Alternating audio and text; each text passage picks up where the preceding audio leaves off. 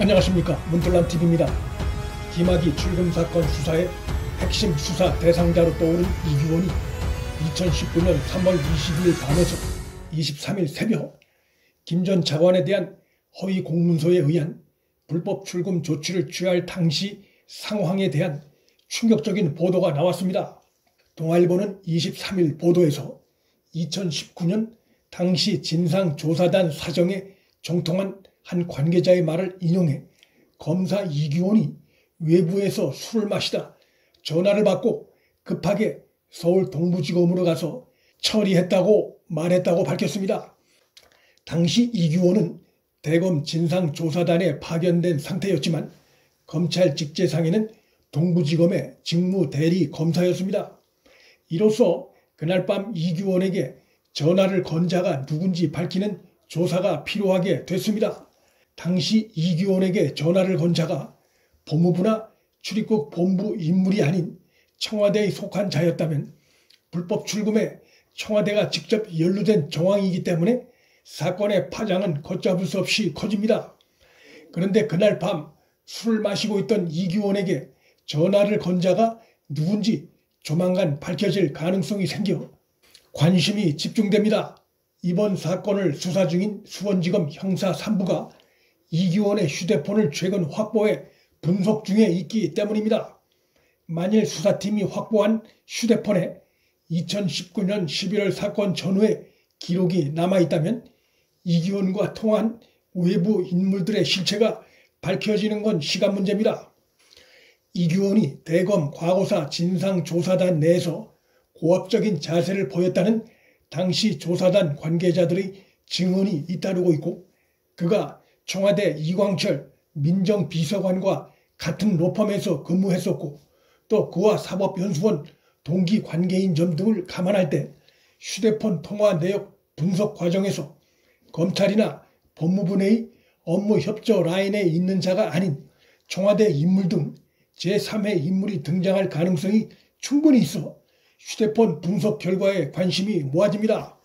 김 전 차관의 출금 요청서에 가짜 사건 번호를 기재한 이규원은 수원지검 형사 3부에 의해 허위 공문서 작성 및 행사, 직권남용 혐의로 이미 피의자로 특정돼 조사를 받고 있는 상황입니다.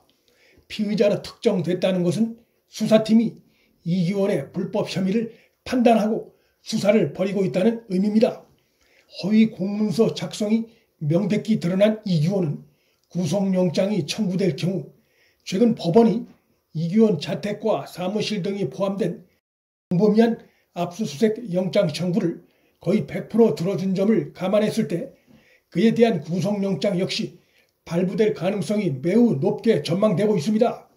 그가 구속 기소되면 출금 사건의 이면에 대해 그가 털어놓을 가능성이 생겨 이번 사건에 대한 수사는 더욱 빨라질 전망입니다.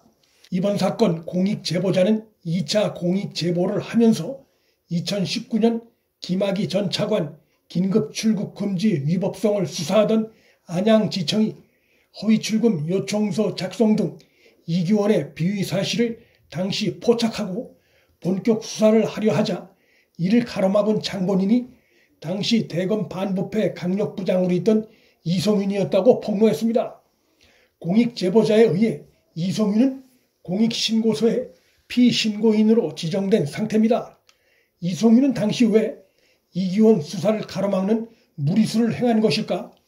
수십 년 검사 생활을 해온 그가 그런 지시가 문제가 될 소지가 있다는 것을 모르기 어렵다는 점에서 현 정권과 그와의 친밀도를 감안했을 때 그 역시 청와대로부터의 직간접적인 회유를 받았을 의혹이 매우 큰 상황입니다. 이성윤은 문재인의 대학 후배이자 노무현 청와대 민정수석실에서 문재인을 보좌했던 인물입니다.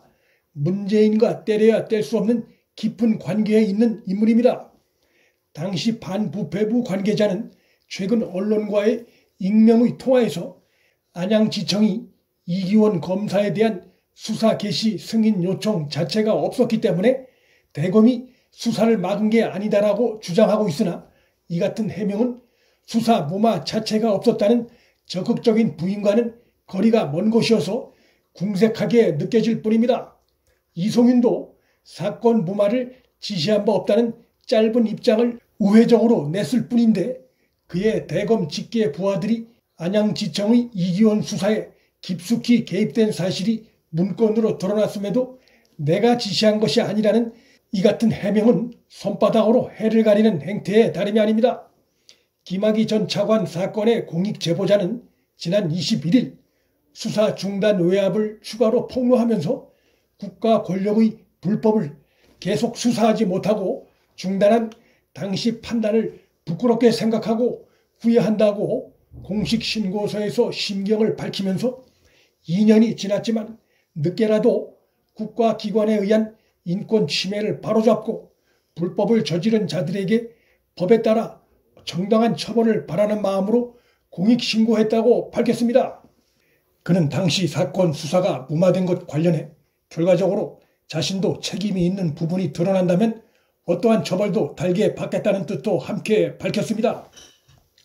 2019년 수사 당시 상황을 꿰뚫고 있는 공익제보 내용과 신고서에서 밝힌 제보자의 심경 등을 종합할 때 그는 2019년 김학의 출금 사건 수사를 담당했던 안양지청의 수뇌부에 속했던 인물 중에 한 명으로 추정이 됩니다. 공익제보자의 꼼꼼한 사건 기록으로 수원지검 수사팀의 수사는 상당한 속도를 내고 있습니다. 수사팀이 꾸려진 지 일주일 만에 법무부 등에 대한 이틀간의 광범위한 압수수색을 마친 만큼 압수물 분석이 끝나는 대로 이기원과 이송윤 등 김학의 출금 사건 연루자들에 대한 소환 조사가 이어질 전망입니다. 이번 사건은 김학의 수사에 조직의 명운을 걸라는 문재인의 특별 지시 이후 사건이 벌어졌다는 점에서 또 연루자들 모두가 친정권 성향 인물들이란 점에서 수사를 진행하다 보면 그 칼날이 청와대를 향할 가능성이 충분히 있는 사건입니다. 문틀란TV 여기서 마칩니다. 구독과 좋아요, 방송 공유는 방송 제작에 큰 힘이 됩니다. 시청해 주셔서 감사합니다.